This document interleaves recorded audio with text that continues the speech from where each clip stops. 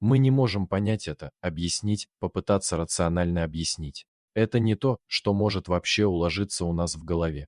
Невозможно ответить на вопрос, почему болеют маленькие дети, почему они испытывают ужасную боль и страдания, и почему они умирают так рано, так и не узнав ничего о мире, который мог бы их восхитить. Это невозможно сделать, не стоит пытаться. История Налана Скали тронула миллионы сердец. Невозможно было равнодушно пройти мимо такого замечательного мальчика, который до последних дней жизни думал только о близких и их счастье. Нолан был маленьким ребенком, когда заболел саркомой полосатых клеток, рак, поражающий мягкие ткани. Казалось бы, невинная простуда и насморк превратились в злокачественную опухоль. Маленькому мальчику было всего 2 года, а ему уже пришлось бороться за свою жизнь, как никому из нас. Малыш был сильным и очень храбрым. Он хотел стать полицейским, а потом столкнулся со своей болезнью.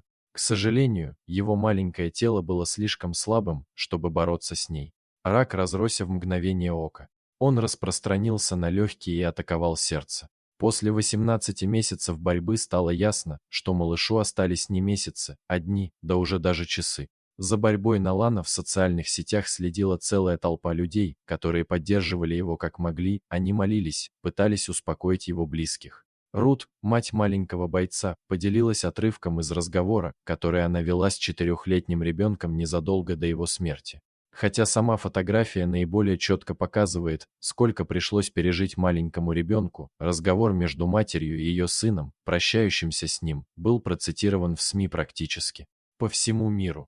Рут опубликовала отрывок из этого разговора на своей странице в Facebook. Дорогой, этот рак ужасен.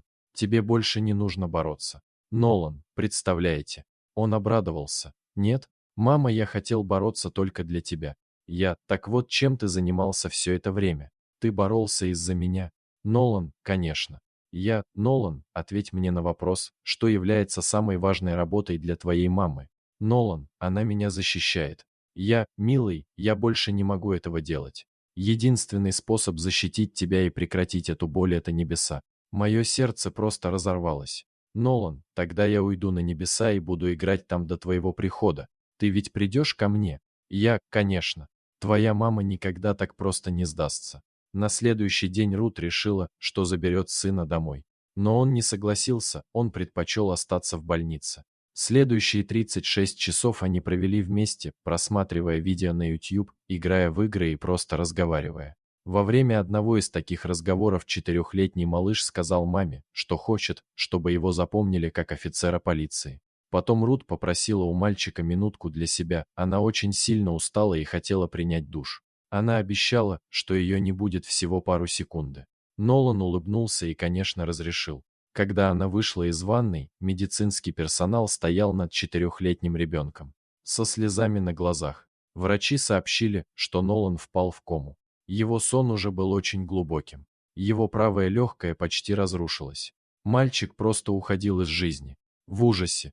Рут быстро подбежала к своему ребенку, обняла его теплыми руками и приложила ладонь к его щеке. Потом произошло небольшое чудо.